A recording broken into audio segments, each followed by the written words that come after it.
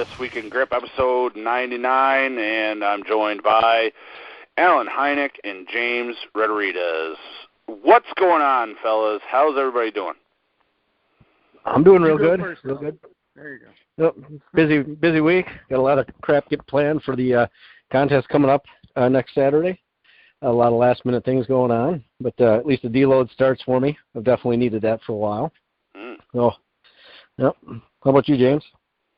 Oh, me? There's a reason why I said go first, Alan. I'm feeling like one big strain this weekend. So, like, just everything is strained and worn out, and I'm looking forward to taking a little R&R this coming week. So, cool. Take a little time off, rest, heal, and then possibly next Sunday engage in really fun feats of strength. There you go. That'll be great. Good. Well, we're going to be talking about several things today, guys. I had a trip over the weekend. Alan's got a contest next weekend. Something cool is going on. Another thing is going on next weekend on Sunday. And also I've got a write-up here from Mr. Thomas Larsen, who provided contest information for two different competitions that he was in recently. So it's going to be story time with Napalm here for a little bit, but we are going to talk about that other stuff as well. So I don't know, maybe before we get into the Thomas write-ups, Alan, why don't you just tell us a little bit about the contest that you have coming up next weekend in case maybe we can get a couple last-minute sign-ups for you. Sure. Yeah, so Joel Dirks and I, we're putting on it's called the Twin Cities Strongest Hands. It's going to be at Torque Barbell in Woodbury, Minnesota. Running 4 events. We're doing the Barrel Strength Systems Flask, 2.5-inch FBVC Crusher, doing an Iron Mind Hub, and a Pollins Axle. Should be a lot of fun. Got a lot of good sponsors so far, actually. Herb Strong, Fat Grips, Iron Mind, a number of them. So I was surprised. Joel really did a good job tracking out a bunch of sponsors. Right now there's, I think, 14 people signed up. All right. So it's, yeah. A lot of entrants going to be cash prizes. It depends on, the exact number of entrants in the end and how we're going to divvy it up. But we want to make sure we kind of put all the money back to the people that, paid into it. So, but it'd be a neat little change as opposed to the trophies that we typically see in the past. This way, a little bit of money. It's not, obviously, in the entry fee is $30, so that's kind of where the cash prizes will come from. But it's something anyway, a little bit different than what we normally see. So, sure. Yeah, I think that's cool. That's definitely some incentive. Yep, I'm hoping it'll be a good time. Some of those events, I thought it was something that stronger, the people that they have, particularly up in that area, and that Joel Dirks, in particular, associates with. Bigger guys kind of want to move some weight around, so that's kind of where, the Pollins Axle came from. And they also seem to kind of have an affinity for, hub lifting and those type of lifts. So hopefully it attracts some people. Yep. Yeah, it looks like I'm looking forward to it. Yeah. Yep. It should be fun doing it at an actual gym, as opposed to my garage, as King Kongs typically work out around here for me. But it'd be neat. It should be a good time. So that's pretty cool. That's cool. Can't wait to hear about how it goes, bro. Yeah. Are there people in that area that can even challenge Joel Dirks? Well, he's got a good friend that he trains with, Ulyss Payne. This guy's he's a monster. I would say he's probably, in terms of, thick bar and things like that, he would outdo Joel, I would say. Wow. I doubt he's got it in the hub or the pinch though. Okay. But some of those other guys though, no, I got a feeling Joel would be one of the top finishers though, realistically. I think there'll be plenty of other strong people, but not on his level really. And he's most likely the only guy that's probably doing anything with grip on a regular basis. So. Well, I met Ulyss Payne at the Arnold this year. His hands are gigantic. They're probably 3/4 of an inch longer than mine. So. Wow. Yeah. he is a very large guy. Yeah. And surprisingly athletic, actually. If you catch him on Instagram at all, you watch him doing stuff with a jump rope. It's like, holy crap. you know, you don't see guys that are a fourth of his weight doing that stuff. I haven't seen that. Such a big dude, he can move. What's his Instagram? It's I think it's Pain Train Strongman. Let me try to bring that up here pretty quick. Look that up, and I'll just remind everybody that we do appreciate a like today. So if you enjoy the show, go ahead and hit the thumbs up button. It'll help us out, and it also spreads the presence of the podcast all over YouTube. Also wanted to let everybody know that I got in contact with the guy that was going to help us out and put pictures and videos into the stream, and he still wants to help us. Just some things went on last week, and I reached out to another guy that might help out as well. So it is still a possibility that we might go back to the format every so often where we have videos and video clips and pictures that accompany the live stream, or not the live stream, but the audio stream. Excuse me. So very cool. Yeah. It'd be really great if we could do that for episode 100. Yeah, that would be really awesome. Well, yeah. We got some stuff planned for episode 100. Some pretty cool people to come on the call with us, and you're not going to want to miss everybody. So make sure you subscribe to the channel so that you get notifications. Did you find Did you find Euless Payne's Instagram, Alan? I did. Yeah, it is Pain Train _Strongman, and Pain as in PAYNE TRAIN _Strongman. So. Okay, Pain cool. Train. He's a good one to follow. You get to see a guy moving a lot of weight around. Oh. Sure, yeah. Yeah, I've he's actually pretty been on athletic his Instagram too, before, but forgot all about it. This guy's pretty athletic. It's like he is for such a large. I mean, he's pushing. God, I think he's close to like 400 pounds almost. You know, it reminds me of Rich Williams. I remember talking to him about him running like a 5 flat and a 5.2 40. You know, at some of his workouts for NFL teams. And you know, you just think about that. It's like a bear chasing a mountain biker down a hill if you ever get into a fight with a guy like that. Well, yeah, you know, if you slam into something with that kind of weight, can you imagine just the amount of energy that's going to get dumped in the object you hit? Holy crap, something's going to break. You know, that is unreal. Yeah, like, you know, Brock Lesnar, what is he doing? He's like a 4.40 or something like that? Good God. These guys are bigger. These guys are bigger. I mean, think oh, about yes, that. absolutely. Seeing big men move like that is just horrifying. Meanwhile, the guy's skipping rope like he's Meltrick Taylor over here. Yeah. Yeah, I know it. I've seen him doing that. I'm like, there's just no way. All right, well, we'll be one to watch at your event, huh? Yep. All right. All right, so maybe I'll go ahead and start covering the write-up from Thomas, guys, if that's cool. Yeah, get into it. One thing, so he's talking about nationals first, and I'm not sure what nationals it is. It must be just his country's nationals.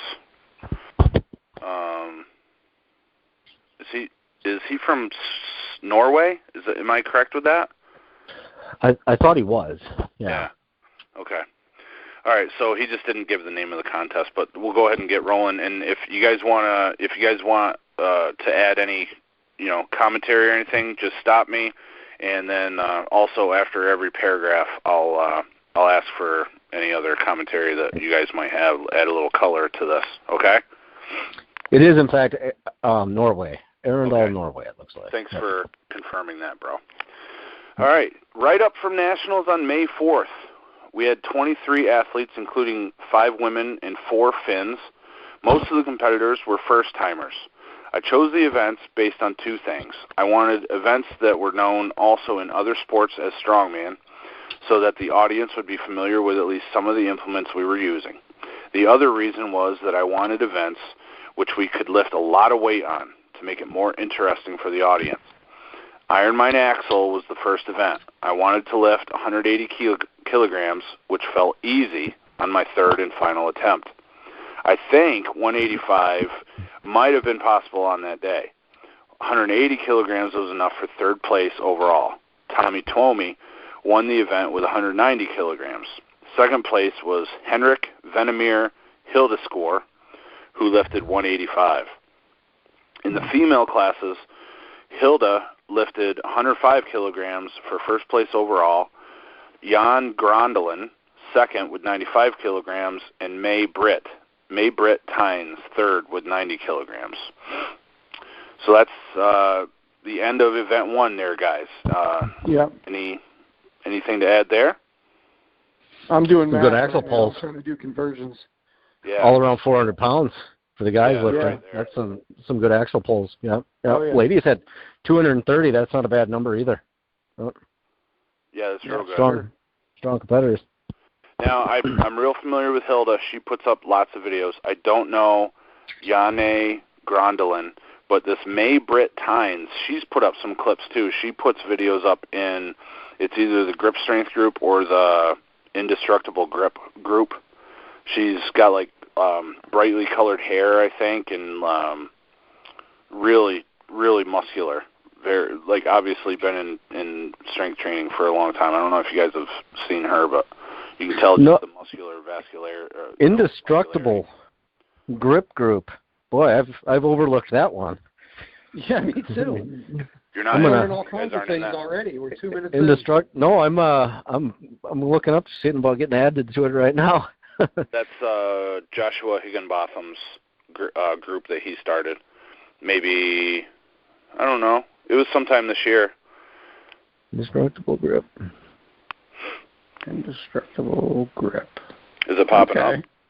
Yeah. Cool. Yeah, try to get in there. There's a decent bit of overlap. Like Ardo posts in both groups, I think, if I remember correctly, and Ari Talonen posts in both groups. So you're not missing a ton, but there is a little bit. There is a little bit of stuff that you might see there that you won't see in grip strength. Like, I know that in grip strength there's way more members, but in indestructible grip it's like all grip sport. There's not like people hanging off of stuff and, climbing and things like that. It's more like country crush and, rolling handle stuff, thick bar, things along those lines. So let's go into the second event at the Norway National Championship. Thomas says second event was 80 millimeter Silarukov pinch block for a two-hand pinch. I did 100 kilograms in my final attempt, which felt pretty easy. I'm pretty sure I could have lifted 115 kilograms on a fourth attempt. Second place was Tommy Tuomi with 105 kilograms and a shared third place between Jesse Pignonen and Enrik Venemir Hildescore at 95 kilograms. For the females, 50 millimeter Silarukov pinch block. So the men did 80 and the women did 50. Hilda took the win with 70 kilograms. Second was Yanni Grondelin and 57.5, Second place was Yanni Grondelin with 57.5 kilograms and Trina Agnes Eicham with 52.5 kilograms. And I'm sure I just brutalized those names right there. So I am most likely really sorry. But but I'm glad, I really appreciate the detail that Thomas Larsen went into with this. This is really cool. It's been a while since we received something in such detail. And I asked Thomas if he wanted to actually be on the call with us, and he said he would rather do the write-up. So we're happy to go ahead and cover this. You guys you guys have the Silarukov pinch blocks? No, I was going to ask you about that. That sounds like it's close in width to the Blockbuster to me. Yeah, it could be an 80 millimeter, right in that ballpark. I just measured the Blockbuster. It comes out just a scotch over 3 inches, and that's what that Silarukov one would be. I have no idea about the texture or anything, but yeah, I know it looks like they have to squish their hands together on it, so it's not super wide. So I don't know what would happen there if someone had really super wide hands and they their pinky would have to go off the end. Would they be allowed to do that, or would they have to overlap their fingers? I wonder. I don't know. Oh yeah, I would think if your pinky hung off, you'd be inclined to almost curl it inside of that, assuming it's hollowed like the Blockbuster, unless it's capped on the end. Yeah, Yep. I'm not sure. I don't remember seeing those before. I don't think. I mean, I thought Jerome Bloom had one of those bad boys. Sure. No, Yeah, I mean Jerome. in person. I don't remember seeing one before. I Sure. can't remember if Better had one in Dubai or not. To be honest, I can't remember. He had the rolling handle there the one time, but that might have actually been Big Lanes. So I don't know. I'm not sure. Sure. Any experience with the Silarukov pinch blocks, James? No, but I might go down in my garage and just spray paint one blue and pretend what it's like to do on the Silarukov handle. Yeah. So, no, I remember Jerome Bloom saying that a lot of the Silarukov stuff is slightly more difficult during our call.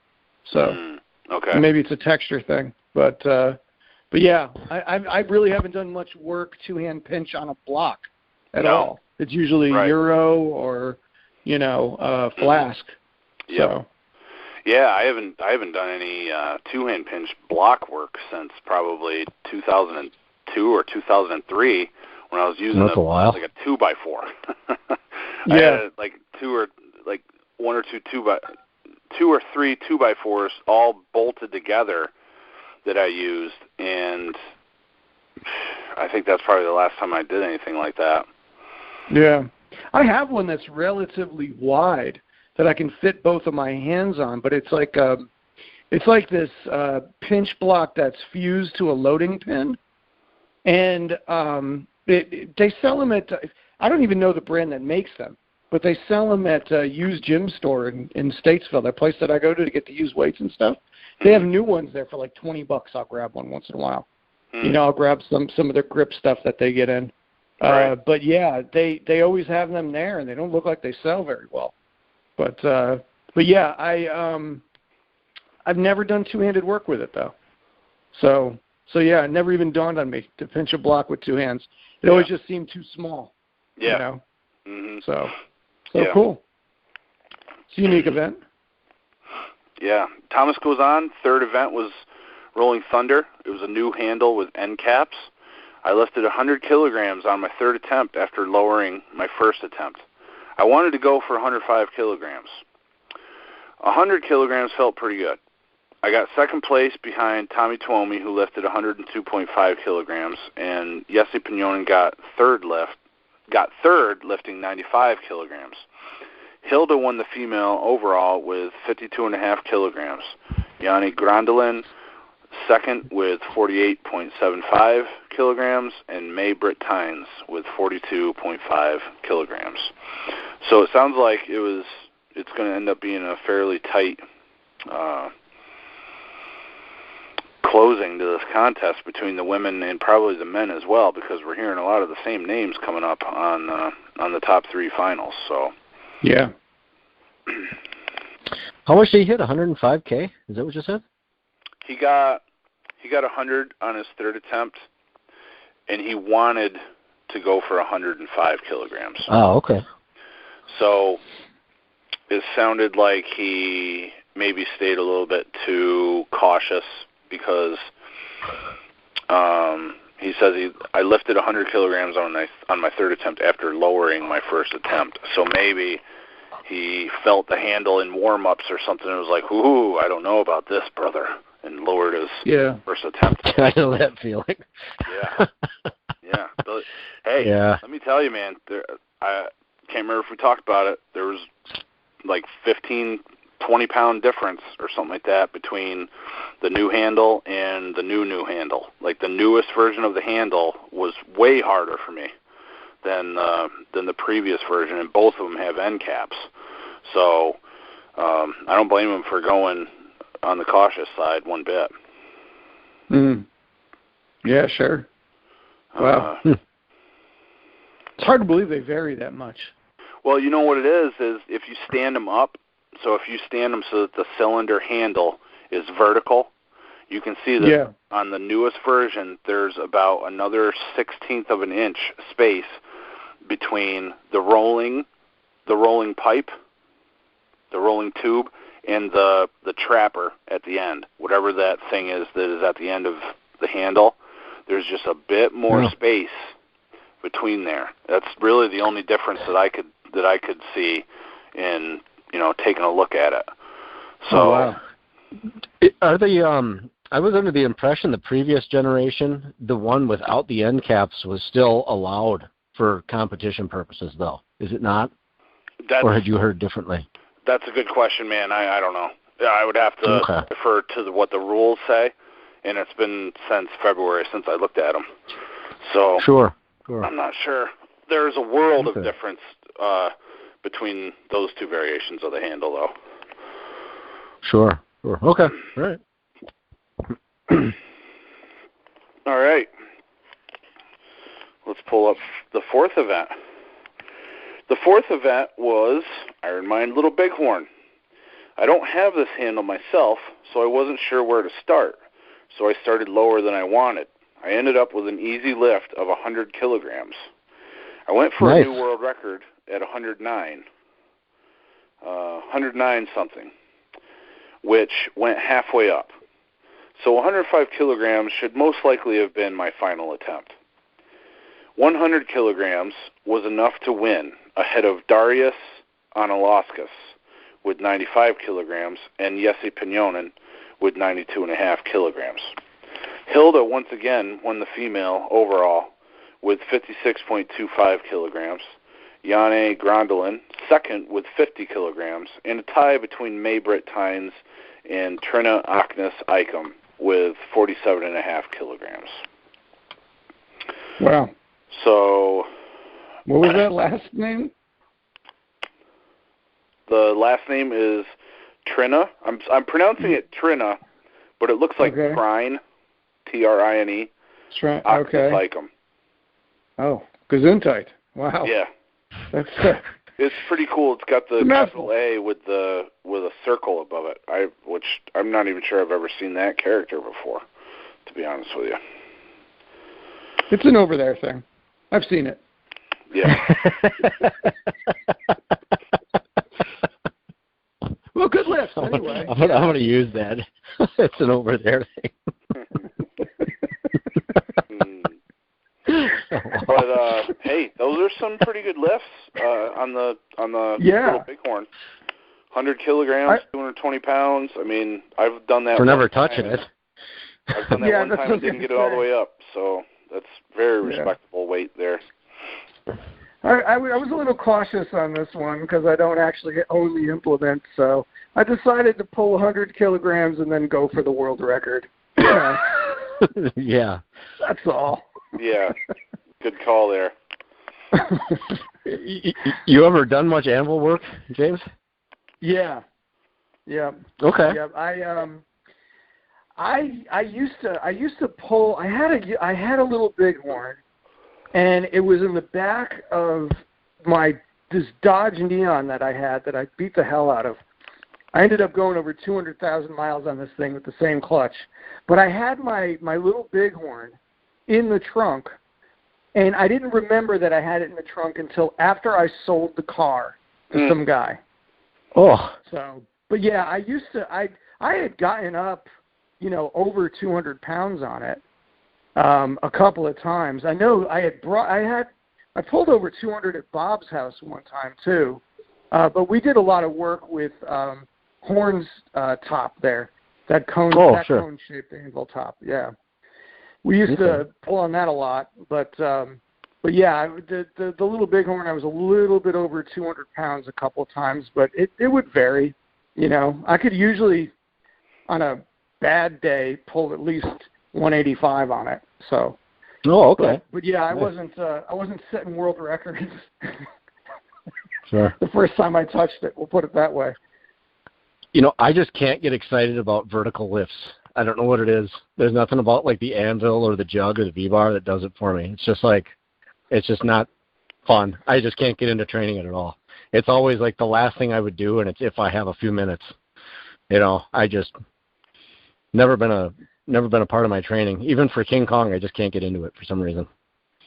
Well, what I kind of liked about it was that I just right away after I got it, like when we would just screw around with it at arm wrestling practice, I liked that I could pull decent weight on it. without training it. Like, I like that it wasn't like, I mean, all the other grip stuff that we did that was like hand size related, especially back then, I was putting up pedestrian type numbers, but with that I could pull pretty good numbers, and I just kind of ordered it on a whim. So, Sure. Did you have the one? I don't know how far back we're going, James. Did you have the one that had the eyelet thing, the eye bolt on both ends? On both ends? No. Yeah, the old one, the original style, actually had a hook on both ends, so you could train with it both ways. No. It didn't have a lot of taper, though, did it? No, it that was have less so of a taper. Steep slope. Yeah. It was thinner. It was like not as much difference from the widest part to the narrowest part. You'd pull a lot more weight upside down on that thing, wouldn't you? Oh my gosh! Well, I've never trained on it, but I can imagine you'd be able to pull way more because it's gonna be more. The funnel shape is gonna be optimized. Yeah. Yeah. That sounds cool. I think somebody had one. Somebody was talking about it not too long ago. I can't remember who it was. Didn't Brian Shaw have that old school one in one of his videos or something? Yep, that's who it was. Yep, it was Brian Shaw. He had the old one. And maybe what did he do? He did a video where he was going to train on that day for warm-ups, and he had the old one, and someone else had the new one or something. Or did they use? Well, I can't remember. I know he did one where he was using like an older style Rolling Thunder, like the original style. But I can't remember. On the anvil, I know he pulled pretty high on the old style anvil. And but yeah, I don't remember the specifics though. Yeah.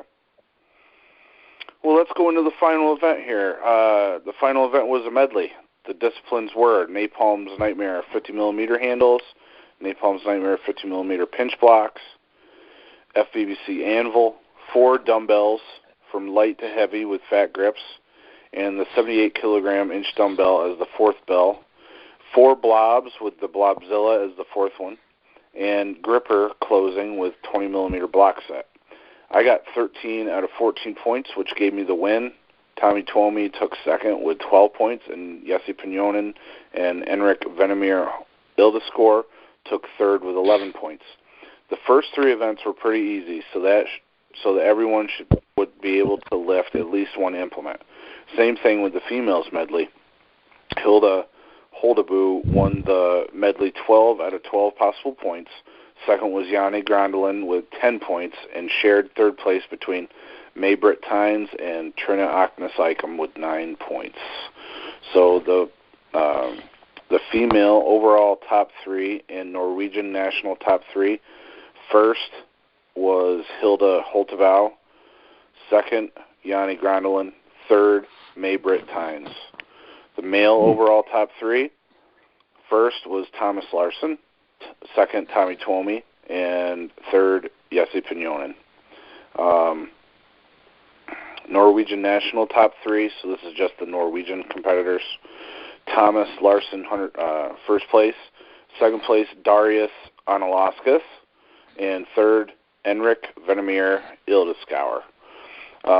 It's great that Enric Venemir Ildescore lifted the inch dumbbell the day before the contest, first time ever trying, and also the next day at the medley.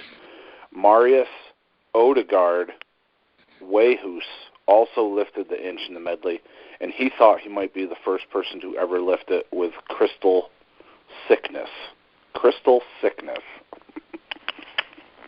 I'm not sure what crystal thickness is. I'm not sure.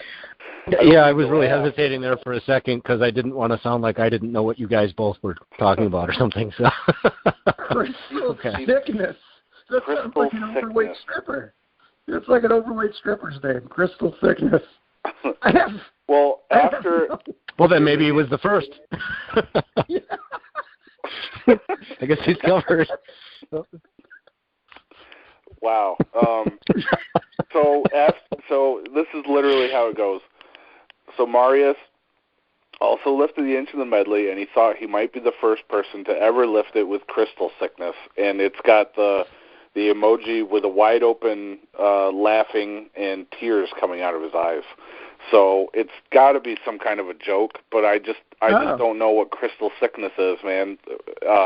Was this a translated post to you, Jedd? Was this something he typed in? No, he typed it all. He typed it all. I'm just wondering if, I mean, it came all in English. Let's say that. And Thomas's English is amazing. Like he has a couple misspelled words, but when you're speaking with him, he barely has an accent. He sounds like someone that could be from the United States, honestly. Oh, weird. Okay, I figured that might have been why he didn't want to join us on the call. A language barrier. Okay. No, it's not a language barrier. He doesn't like hearing his voice, so he didn't want to subject anyone else to have me. Gotcha. Okay. Pretty much what he said. Sure. Well, I don't like hearing my voice either, but unfortunately, I was actually thinking this. Yeah, I'm sure other people don't either, but here I am. You know what I mean? Yeah. The wives in particular. Crystal thickness. He says, I'm happy that I was able to lift the inch and the Blobzilla and the medley. We had 90 seconds to get through it. So, sounds like a pretty hard medley. I mean,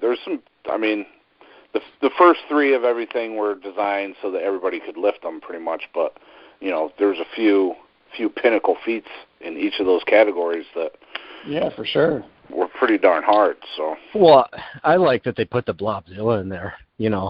I definitely think things need to be geared around what most people can't. There should be like an elitist level to it. Mm-hmm. So that's pretty awesome. Yeah, crystal thickness or no, I want to lift the inch one day, whether there's crystal thickness involved or not. Yeah, I want to lift the inch one day. So good for that guy. You need to get some crystal thickness. Maybe that's what's going to happen. Maybe that's the key, dude. Maybe that's the key. I'm just going to go on Google here and type crystal thickness into the search bar and see what I come up with. If there's probably a type of chalk or something like unicorn dust or yeah. Oh wow. Okay. Crystal thickness. Well, it sounds like a great event. Not surprised Thomas won. No. After watching. Excellent, well-rounded competitor, man. It's really a shame too. At the Arnold, he had been so sick with I believe pneumonia, and he was really dropped down several levels as far as his strength was concerned. It's really a shame. I think he potentially could have done so much better in March at the Arnold than he did. It's really a shame. Yeah. Terrible timing. But it happens. Has he dropped off on some of his activity on social media? Because I don't think I've seen anything from him in a while. I haven't seen as much, that's for sure. Yeah. I know that I saw a video from this contest, like from after the contest, like in the hours following the contest, where he did, I want to say a lift of 120 kilos on the FBBC anvil to kind of break the record, or to exceed the current record, I should say. And that's really I don't even know that I've seen. What's a good lift on that thing anyway? 200 pounds ain't bad. 100 kilos is going to be better. Wow. For him to be going after 120 then, that's Yeah. It's a bunch. Yeah. It's hard for me to put this into words. Like, it almost feels like on the Legends anvil, if you squeeze it too hard, it hurts you. It's kind of like, James, maybe I think I know what you mean. Talk to this point, like on arm wrestling, it's not like you're trying to squeeze the dude's hand. Yep. You're just trying to not let him take your hand. Exactly. Okay? Yeah. So like with the FPBC Legends anvil, it's almost like you're letting the anvil sit in your hand and keep that angle, and then you'll be able to lift it. But if you get out of that angle at all, it's going to slip out of your hand. So, and you know what, Jedd? you're making a lot of sense per our previous conversation about the Little Bighorn. I was sitting there thinking, why was it that I was good at that and not some of the other grip stuff when I started? And I think a lot of it was because of that sort of grip. I was so used to, when arm wrestling someone, sealing down and keeping everything sort of static and firm without squeezing. Right. So that could very well be the reason why. Wow. Yeah. Yeah, you're right, because I don't remember ever grabbing it and just trying to, strangle it. Just sort of, grab it firm, and give a little bit. I don't know how you feel about this, but I would give, a little bit of kind of pronation, radial deviation pressure when I would go up with it, and I'd have my palm facing upward. Mm-hmm. Does that make sense? Yeah, that makes sense. I don't do the palm facing upward, but the other stuff sounds very familiar. For sure. Okay. Yeah. You're talking about with the Little Bighorn. Yeah. Yes. Yeah. Yeah. So the FBBC anvil, the Legends anvil, is very similar? It's actually not. It's similar because it's an anvil horn, but dude, it's set on an angle so that when you lift it, it feels just like an anvil in your hand. You know how the anvil isn't just a straight up and down horn. Yeah. And then when you lift it, because of the balance of the anvil, the horn's got some tilt to it. Sure. That's what the Legends anvil feels like. Whereas, but it looks like a true anvil horn. Yeah. As opposed to the other ones are more like a elongated funnel thing. They're not even really close to what an anvil would be, in my opinion. Yeah, I've never seen an anvil. Well, that's not true. I actually have an anvil that kind of looks like the Little Bighorn, but it's not, perfectly. I don't know. I can't think of the word right now. It's not the same shape, canicular, perfect cone shape. But because there's always one side's kind of flatter and one side's kind of deeper because they're using those anvil horns to shape things a certain way. Yep. So. And you was the word I was trying to find, but yeah, go ahead, James. No, I was going to say when you're lifting a regular anvil, you have the majority of the weight, the top of the anvil is facing away from you, and the weight is basically beneath your legs. Mm-hmm. So you're grabbing the horn sort of with the circular side, the rounded side in your palm, right? Is that how you grab it? Yeah, that's how I grab it too. Yeah. Yes. Okay. Absolutely. Okay. I'm gonna have to look up this FBBC one. Yeah, it's cool. It's a different thing, and Alan, what you said with the vertical bar stuff, I guess it fits into that category, but it's totally different. Totally different. So, yeah, and I think a lot of it has to do with that tilted aspect of the handle, that the angle that it sets in it. It likes to sit in your hand. So if you can keep it sitting in your hand, you're going to have more successful lifts. But it's almost like if you squeeze too hard, it wants to squirt out of your hand. The pain you're talking about, is that a thumb joint kind of thing, or what? The pain? I thought you said it hurt when you would squeeze it. No, he means it affects your lifting ability. It hurts your lift. Okay. I see. If you squeeze it too hard, it's you're trying to do too much with the device. It's like when you swing a baseball bat hard, you're not clenching it as hard as you can. There's other shit going on in the baseball swing or the golf club swing where you shouldn't be choking the bat to death.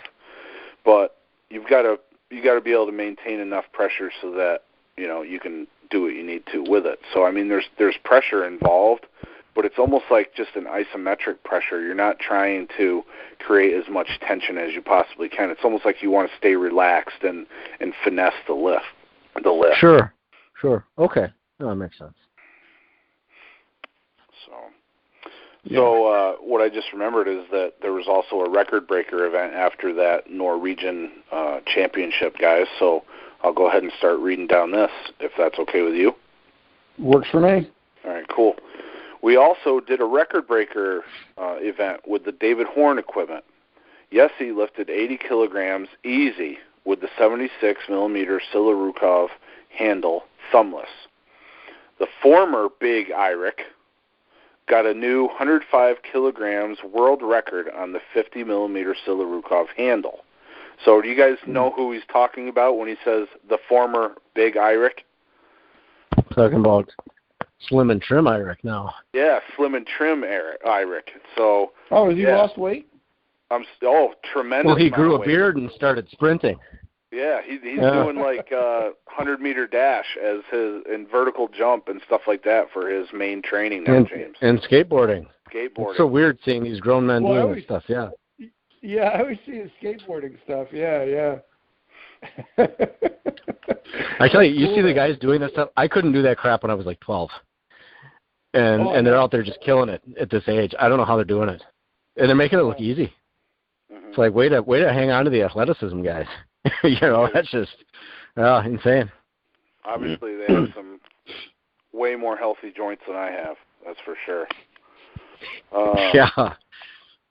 So the former Big Iric got a new 105 kilogram world record on the 50 millimeter Silarukov handle. I got a new sub.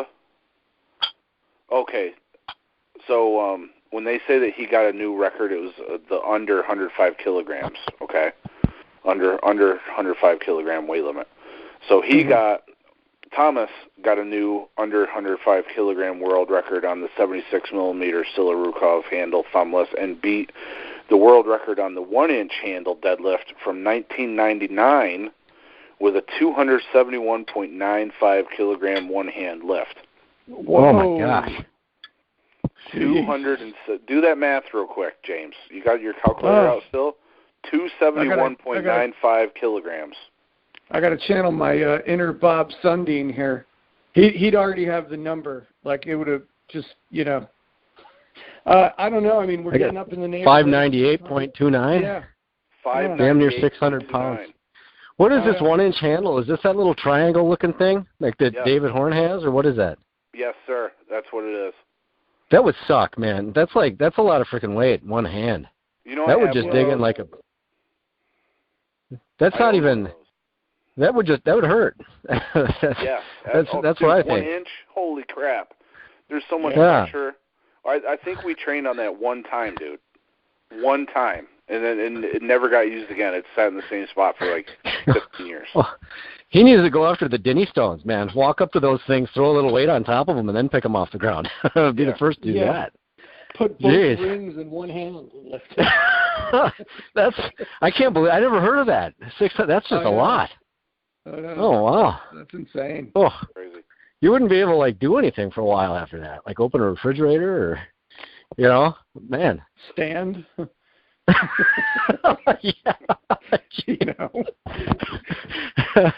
Maybe that has something to do with crystal sickness. I'm not sure.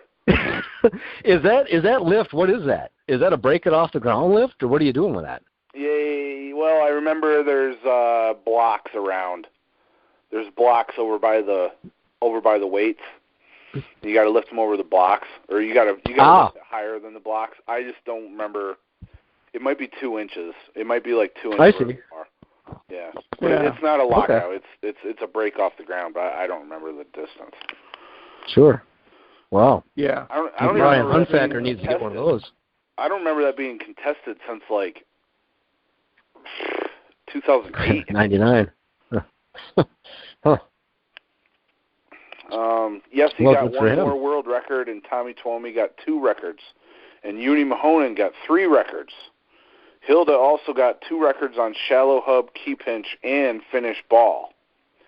Now, was Uni's the one where he? I saw where he had set a record for the 3.5 silver bullet. Is that what it was? I'm not sure. It doesn't. It doesn't give the details. I'm not sure. Okay.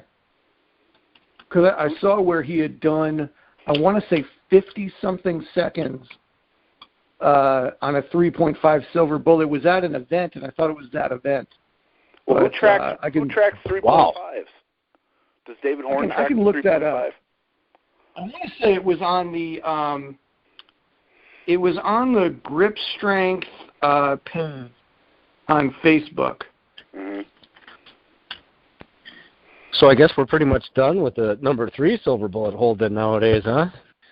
It doesn't seem like we're hearing much about that anymore. Not as much. Just blowing right past to the 3 5s and 4s. Wow. Yeah, too much work, man. You got to hold it for a whole minute. Yeah. It's like the rep suck concept. Just do heavier and fewer. Yeah. Huh. I saw it in here somewhere. Well, you keep looking. I got one or two more small sections to read. James, maybe you can find it. Okay. Thomas says, the next day, me, Jesse, and Tommy certified for the Crush to Dust challenge. He says, this was my second contest as an organizer after last year's King Kong. This time, I organized it together with Yanni Grondelin, and I think it went pretty well. The whole contest is available on my YouTube channel if anyone wants to watch it. We didn't get the female medley on the live stream, though. That was all. And I said, great write-up, brother. He said, thanks. So, Thomas, really appreciate you taking the time to write all that out. That was awesome. Very cool stuff. And, heck, we've always invited people to provide write-ups like that from their competitions, so if anybody's ever interested in doing that, please feel free to send it either my way, Alan's way, or James's way, and we'll get it up on the show. That helped out big time, so thanks a lot again, Thomas. Any luck finding that, James? Yeah, and I had it wrong. It's Cabins a Crush number 3. It says at the Sawo Open Grip, Silver Bullet, he set a record with the Captains of Crush 3 with 53.65 seconds. And that was a finish record. Ah, gotcha. So, my mistake. No problem. I think I saw that video that you're talking about, too. Once you said Sawo, it rang a bell. Yeah. When I heard his name, though, I thought that was the event that it was at. I know that was back June 11th, so I don't know when this event was. Thomas's event? May 4th. May 4th was the date. Okay. Yeah. Well, as always, a lot of strong numbers from the folks out there. Right. Oh, yeah. No kidding, man. Speaking of strong numbers, I was at the Juniata Strength and Conditioning Conference Friday night, Saturday night. And broke out the crane scale. Yep, took the crane scale with me, had the platform and the Napalm's Nightmare 2 3/8 handles, and got it in the hands of several strength coaches. The way that we set it up was there's the first day of the conference goes from 8 in the morning all the way to 7 p.m. at night. It's like a long day. Yeah. And then at the end of the day, we go to the cafeteria, and then they have kegs, and we have a few beers. There's food, and this year I set up the competition platform right in the cafeteria. So this poor college cafeteria got littered with chalk dust from the grip challenge. And believe me, I was not telling them to limit the use of their chalk. There was chalk all over this place. People were walking all over the place, had it on their clothing and all that stuff. Chalk was everywhere. So it was a good end to the night. The contest went on from 7 to 10 p.m. So you're looking at over a 12-hour day, 14 hours worth of studying and grip competing. So let me run down some numbers here. We had about 20 competitors. 5 of them were women, and this was a sanctioned qualifier. So once I get a chance to compile all the data, it's going to be an official qualifier. So It was pretty cool. Now, I PR'd. I'm just going to throw that out there. Congratulations. I ended up getting 400 plus on like 3 or 4 different lifts. So I got like 410, 416, and 419. Now, the reason I bring this up is we just had it at the North American Championship, and I only got 430. So you can see that the numbers on the scale are going to be just slightly lower than what you're going to get in like with straight weight. So yeah. So that's just, but it's close. It's only about 10 to 20 pounds lighter than what you would get. So the top lift out of the strength coaches was this guy, J.R. Leonardi, and he did 377.2 pounds. So a bunch of dudes had already come up. And then JR is walking around. I was like, JR, you got to come up here. So a lot of the strength coaches I've known for years. It just so happens that JR, so I do a grip challenge almost every single year there. And I had the inch dumbbell with me, and he won the grip challenge one year because he broke the inch dumbbell off and got it almost all the way up to his knee. Wow. That was guys with those initials, JR, tend to be very strong. Very strong folks. No doubt. Mm. And that was 2013, so it's been 6 years. He walks up, grabs the device. I had forgotten how big his hands were. And up until this point, the leader was a guy named Tyler. It looks like Shower. I'm not sure. But the lift that he got was 316. Okay, so he was the leader at that point. J.R. Leonardi grabs this thing. I'm like, oh, dude, here comes 330. He pulled on it 367 on his first pull. Like, his hands were just enormous. It just huge. So he got 367, took a couple minutes, came back, 377 was his top lift. He took a couple other pulls. All of them were ahead of the 316. All of them were higher than the 316. But so would he you wasn't say, able to lift, to break his actual number. So, and he weighed 231.3, so he was in the 105 kilogram class. Oh, wow. So would you say that he might have a 390 pull if it was on a loading pin? Yeah, dude. I mean, he's probably really, really close to it. Yeah. Yeah. Mhm. Yeah. Wow. What do you think the difference is? I think the difference is with the straight weight.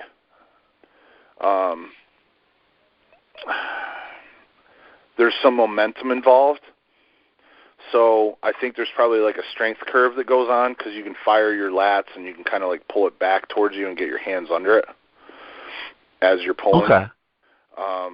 And with the crossbar, with the knock bar that sits on the bottom of the loading pin, you can actually pull it backwards. So you can pull the unit itself backwards, and then the knock bar sticks out so far it'll still hit the crossbar. With the crane scale setup, you're working with a chain, so you're just pulling up against that chain. If you took some video and analyzed it, maybe the best pullers are actually activating their lats and pulling it backwards towards them. But I can tell you for sure that some people like go way too far and they try to pull it like almost laterally, and their numbers go down. But just shooting from the hip without really taking time or looking at any video, I think it has something to do with the lat engagement and being able to pull almost backwards and operate more on that curving line when you're doing the lift. But that's just a guess, dude. That's just a guess. How do you have what is the chain length on that? How does the handle position compare to if it was on a regular loading pin? It's pretty close. Okay. Okay. I couldn't tell you the distance. We never measured it. If people wanted to try it from a lower distance, then I let them.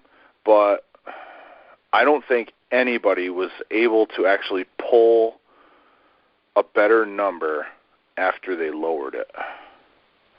Well, that's what I was wondering, if it wasn't a height thing, if you're maybe able to get better engagement, if it's more higher up near like what might be a lockout position for you, when you can probably bring more of your full body into it from a better mechanical advantage. You know what I'm saying? I bet you if it was really low to the ground, you probably wouldn't get crap compared if it was higher up. Well, what's funny is... You know what I'm saying? I understand what you're saying, and that makes sense, okay? But here's the deal. In general, I pull better on it when I'm standing on blocks.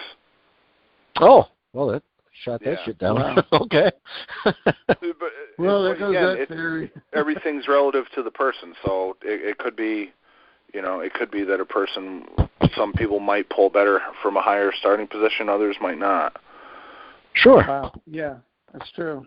Yeah, I was kind of agreeing with Alan too. I was thinking that would make a difference. So, Well, actually, on my last attempt at the competition,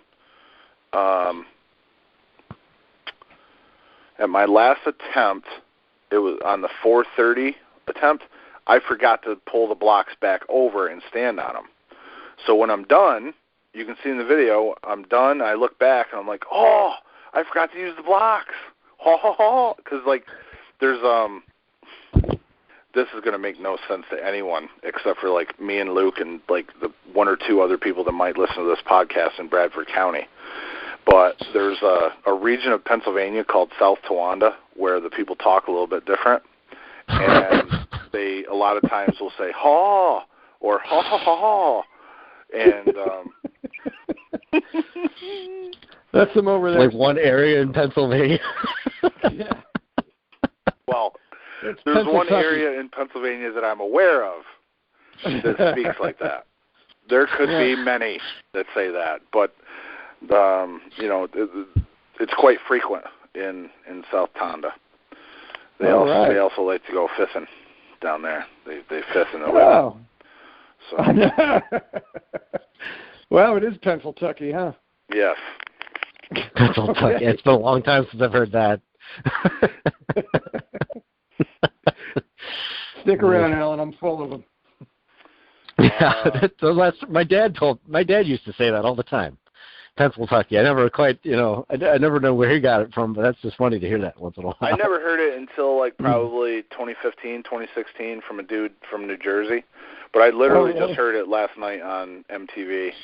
It was that I think the show's called Ridiculousness, and it's just a bunch of video clips that they play over and over and just bust on the people that do dumb stuff. They said something about Pennsylvania. This sounds hilarious. Ridiculousness is the name of the show? Yeah, I'm pretty sure. Do you know, James? I got to check that out. It kept saying it in the background over and over, so I'm assuming that was the name of the show, but it was pretty funny. I watched an entire episode and then part of another one before I finally shut it off. Well, I got it from my grandfather on my father's side who lived in southwestern Pennsylvania, like right on the West Virginia border, and he used to call it Pennsylvania over there. So cool. So there you go. That's going back like almost 40 years. So. It's been around, yeah. So South Towanda. South Towanda, yes. All right. I'm going to put that on my list of places to avoid. Thank you, Jedd. There you go. There you go, man. And that's about it. Those are highlights from my strength competition. So we can go on to the next topic now, guys. That's cool. Did we want to talk feats? Actually, real quick, just want to say thank you to Doug Smith for having me there once again, and to Nikki DeSantis for everything she does behind the scenes, and I think that's about it. Go ahead. Yeah, James, go ahead and cover some feats, some stuff. You said you'd seen some pretty cool stuff, buddy. Did you guys see Paul Savage's credit card sets that he was doing with the number 3? Yeah. Yeah, he did them like all day. Yeah. Yeah, he had said in that clip that he's done 14 consecutive reps, but he had managed 10 in that clip, which were very impressive. Impressive stuff. Yeah. when he first posted that, I thought I was watching Becca do that. I thought, holy shit. Yeah. She's that I just assumed that was because it seems like I see more posts from her than I do from Paul, really. And it's just what immediately jumped in my mind. And damn, but I mean, that's still, you don't see guys repping out the COC 3 like that. He hit him pretty easy. Yeah, I mean, I've said before, I think that Becca will do it one day, though. Oh, I think she's already shutting a 3. I'm sure I've seen that. No, I mean, credit card said it. Oh, sure. Yeah, no. Yeah. I think that's definitely in her. Yeah, she could probably. I would have to guess she's close to at least doing the 2.5 now if she went for it. Yeah. Did you guys see James Fuller clean and press that 75-pound York plate? How he kind of I missed that. He gets his fingertips just under the lip and he just sort of pulls it into position. He cleans it into position, balances it for a second, and then presses it overhead. I didn't catch that at all. I can tell you guys this. It's like, just from somebody that's had access to those plates, I know Bob sold his 75-pound York plates he had, but we used to do like pinch-type stuff and rim lifting with those. But, yeah, to be able to pull, just to be able to clean that is, it's amazing. It's just amazing to me, So, so that is, just to hold on to the weight and clean it. Because I can remember a few times trying to swing it into position to see if I could clean it. And, you end up basically just rolling it into the bushes kind of thing. Like, there just doesn't seem like there's any way I can hold on to it. So to me, that's an impressive feat. Yeah. I love the expression roll. It'll just roll into the bushes. Well, it will. Bob's got, like, bushes over there, and it's like, I'm trying to – we've already murdered Bob's yard. Like, it's just destroyed.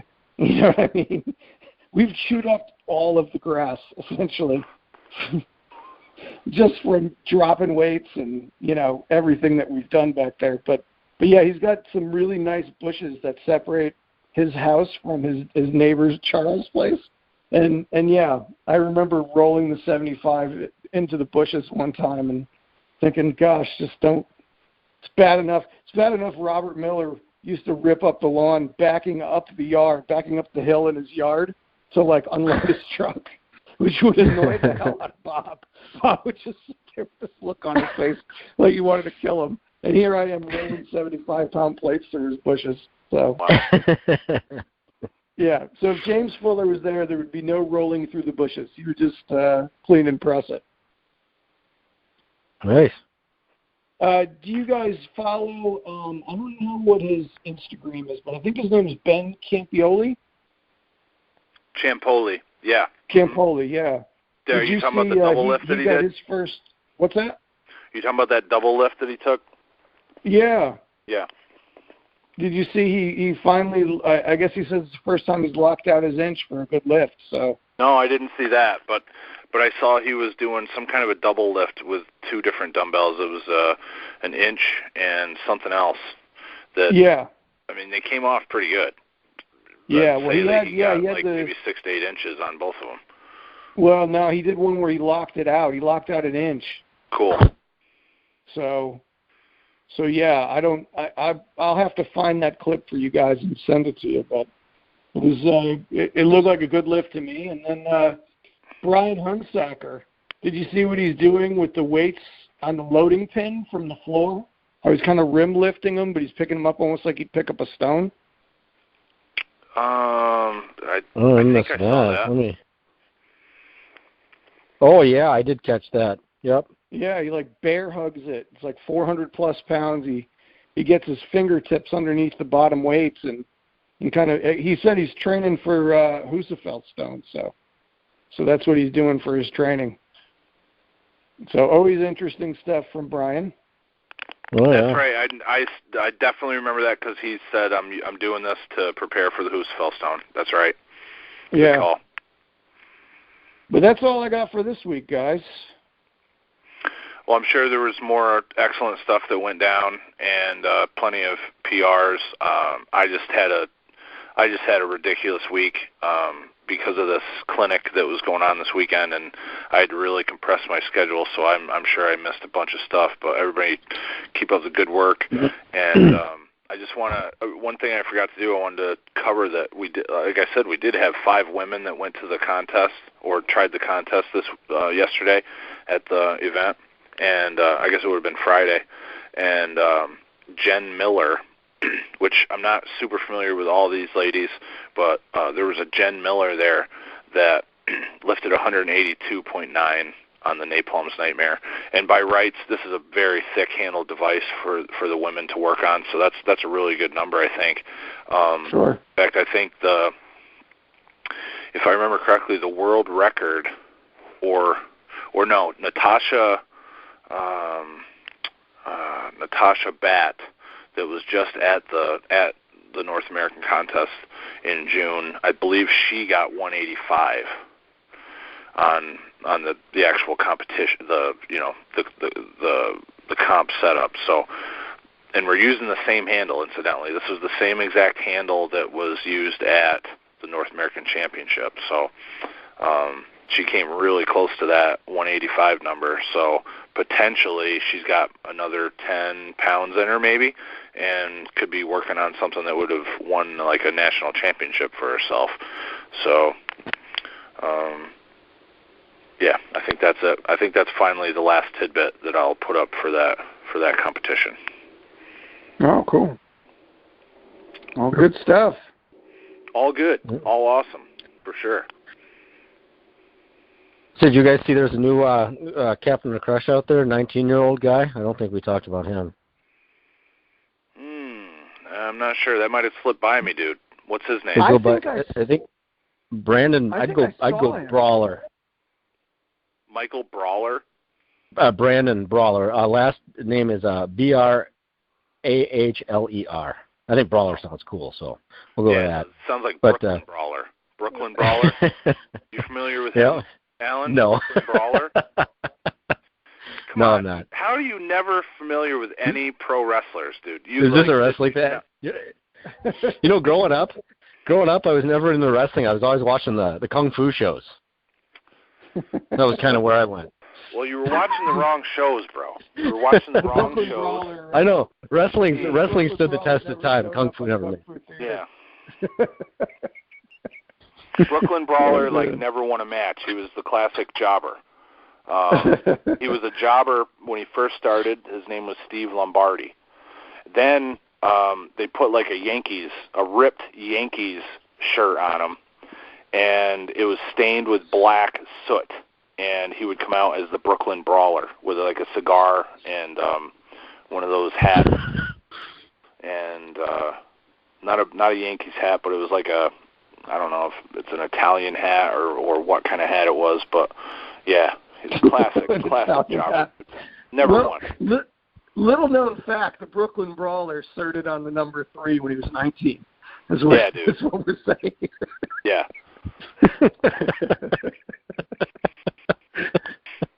I love the name too, man. So I'm glad. If his name is not pronounced Brawler, it should be. It should be. Yes, absolutely. He's doing something wrong.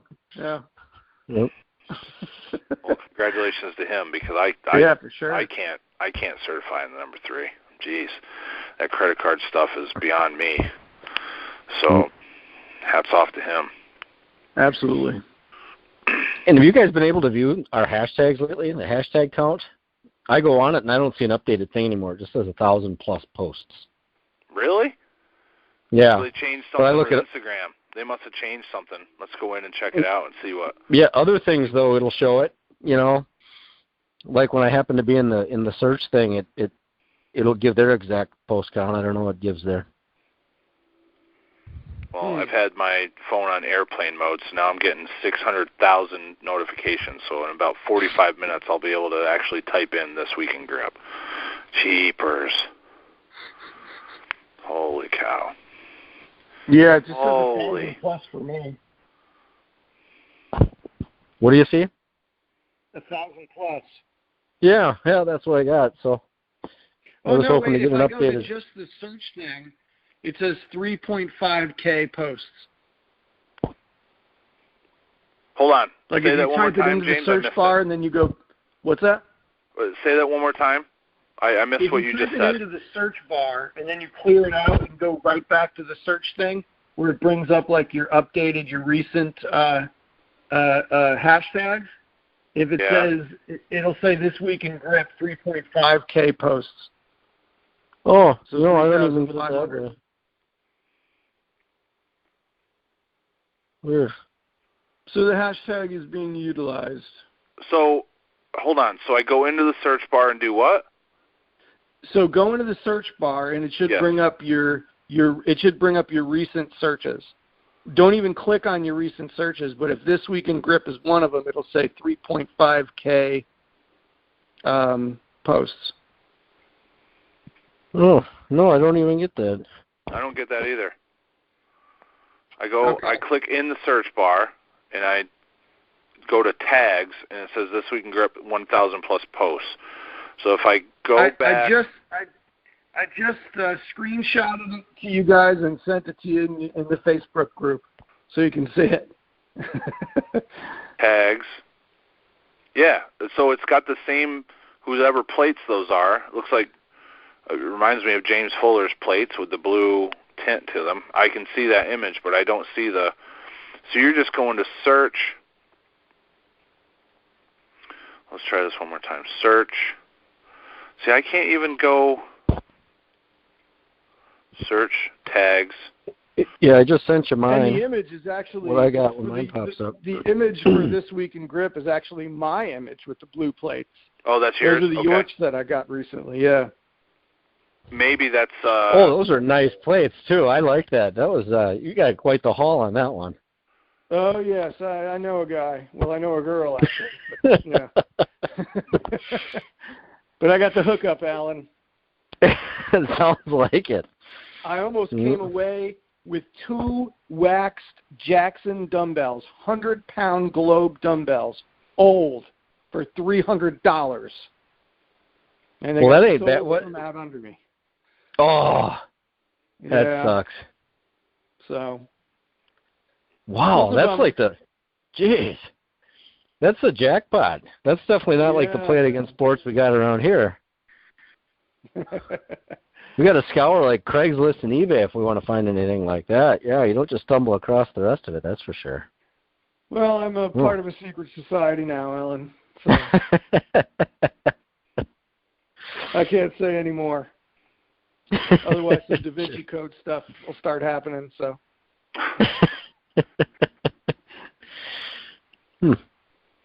But yeah, guys, that's it for me this week.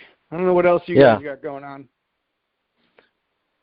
No, I guess that wraps it up. Yeah, did you see catch Aaron Corcoran's little Saxon bar pinch and clean and press? 150 pounds. That was the last one that popped into my list. Yep. I'm assuming it was his custom produced Saxon bar. But that's a nice lift. Oh yeah. Yep. Most definitely. And that wraps me up. Yep. All right, cool. Nothing left for me either, guys, so it's all yours. All right, well, that is it for episode 99 of This Week in Grip. Hope everybody liked it. Make sure to like, comment, subscribe, and we'll see you again a couple weeks with another one. We'll talk to you later.